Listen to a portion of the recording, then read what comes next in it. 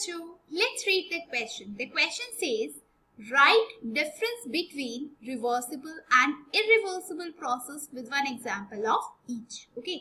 तो देखिए इस क्वेश्चन में आपसे क्या पूछा गया, इस क्वेश्चन में आपसे पूछा गया है कि रिवर्सिबल और इरिवर्सिबल प्रोसेस जो है उनके बीच में आपको डिफरेंस बताना है एंड आपको इन दोनों प्रोसेस का वन एग्जांपल भी देना है. ओके, तो चलिए स्टार्ट करते हैं. एंड स्टार्ट करने से पहले इट्स इम्पॉर्टेंट कि हम ये समझे कि इस क्वेश्चन में हमारा कौन सा की कॉन्सेप्ट जो है वो यूज होने वाला है. ओके, नाउ इसमें आप देखो कि आपको यहाँ पे दो वर्ड्स दिख रहे हैं. कौन कौन से वर्ड्स दिख रहे हैं आपको यहाँ पे?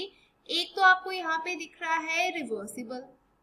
ओके, यहाँ पे क्या दिख रहा है? एक वर्ड आपको दिख रहा है रिवर्सिबल एंड एक वर्ड आपको यहाँ पे दिख रहा है इररिवर्सिबल. ओके, तो सबसे पहले हमारे लिए इन दोनों वर्ड्स का मीनिंग जानना बहुत इंपॉर्टेंट है, बिकॉज अगर हमें पता होगा कि ये होता क्या है तभी तो हम इनके बीच में डिफरेंस लिख पाएंगे ना. तो चलिए बात करते हैं इन दोनों प्रोसेसेस की. तो रिवर्सिबल प्रोसेस जो होता है, आप ये बोल सकते हो इट कैन बी ब्रॉट, ऐसा प्रोसेस जो कि हम वापस ला सकते हैं, which can B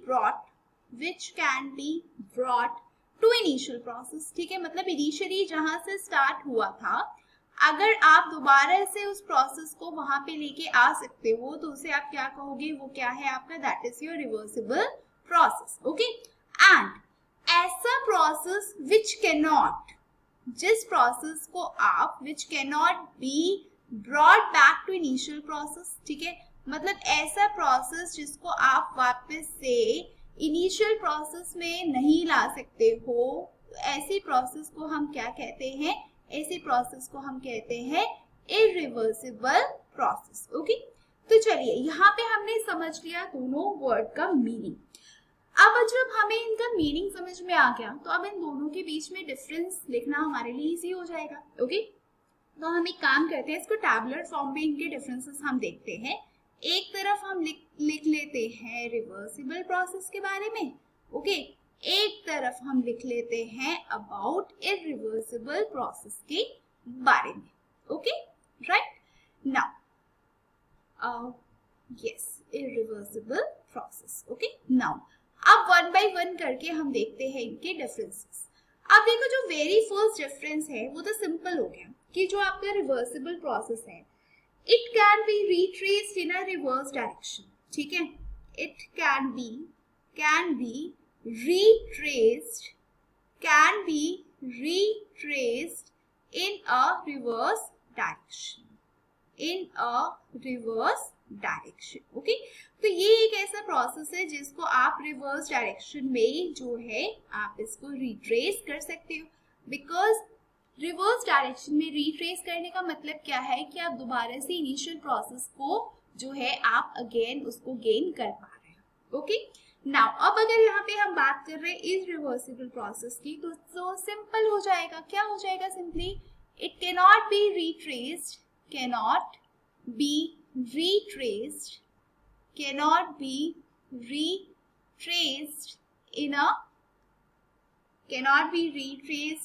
a reverse direction. ठीक है, सिंपल सी बात है. आप जो इररिवर्सिबल प्रोसेस है आप उसको अगेन जो है रिवर्स डायरेक्शन में आप उसको रिट्रेस नहीं कर सकते. क्यों नहीं कर सकते? बिकॉज हम दोबारा से इस केस में इनिशियल प्रोसेस के ऊपर नहीं जा सकते. ओके, अगर ऐसा हो गया तो किस टाइप का प्रोसेस हो जाएगा? वो आपका रिवर्सिबल प्रोसेस हो जाएगा. सेकेंड डिफरेंस देखिए क्या है इनके बीच. सेकेंड डिफरेंस ये है कि इसमें जो पाथ होता है रिवर्सिबल प्रोसेस की, अगर हम पाथ की बात करें तो ये कैसा होता है? Same in the forward and reverse direction. Okay, it is same in the forward and reverse direction. ये बहुत इंपॉर्टेंट पॉइंट है, राइट. मीन्स अगर हम रिवर्स डायरेक्शन की बात करें, रिवर्सिबल प्रोसेस की अगर हम बात करें तो इस केस में जो पाथ फॉलो हो रहा है, जो हमारा प्रोसेस पाथ फॉलो कर रहा है वो कैसा है? सेम होगा आपके फॉरवर्ड डायरेक्शन में भी एंड रिवर्स डायरेक्शन में भी. लेकिन अगर हम इररिवर्सिबल वाले प्रोसेस की अगर हम बात करें तो इस केस में जो हमारा पाथ है, ठीक है, ऑब्वियसली कैसा होगा? Path will not be same. it will not be same in the forward as well as reverse direction. Obviously बात है, अगर ऐसा हो गया तो अब वो irreversible process ना हो कि वो आपका reversible process हो जाएगा. Okay, now let's move on to the third point. तो अगर आप यहाँ पे थर्ड पॉइंट देखो तो थर्ड पॉइंट देखो क्या है कि जो रिवर्सिबल प्रोसेसेस होते हैं या रिवर्सिबल चेंजेस होते हैं, they are slow. Okay, reversible process या रिवर्सिबल चेंजेस क्या होते हैं, वो आपके स्लो होते हैं, they are slow. Okay, and there is no loss of energy in the process, and there is no loss of energy, no loss of energy, मतलब इस पूरे प्रोसेस में there is no loss of energy. जो energy है right, वो बिल्कुल भी आपकी लॉस नहीं हो रही. ओके, क्लियर है? तभी तो आपका जो प्रोसेस है वो दोबारा से रिट्रेस कर लेता है उस बात को, दोबारा से वो इनिशियल प्रोसेस पे आ जाता है. ओके, अब अगर हम बात करें यहाँ पे इरिवर्सिबल प्रोसेस की, तो इसमें क्या है, there is a permanent loss of energy. ठीक है, इसमें क्या हो रहा है, जो एनर्जी है वो क्या है, वो परमानेंटली जो है वो लॉस हो रही है. There is a permanent loss of energy. इस केस में जो एनर्जी है वो परमानेंटली लॉस हो रही है, तभी आपका जो प्रोसेस है वो आपका वापस से पाथ को रिट्रेस नहीं कर पाता एंड इनिशियल प्रोसेस भी नहीं आ पाता. ओके, तो ये कुछ इंपॉर्टेंट हमारे यहाँ पे डिफरेंस थे.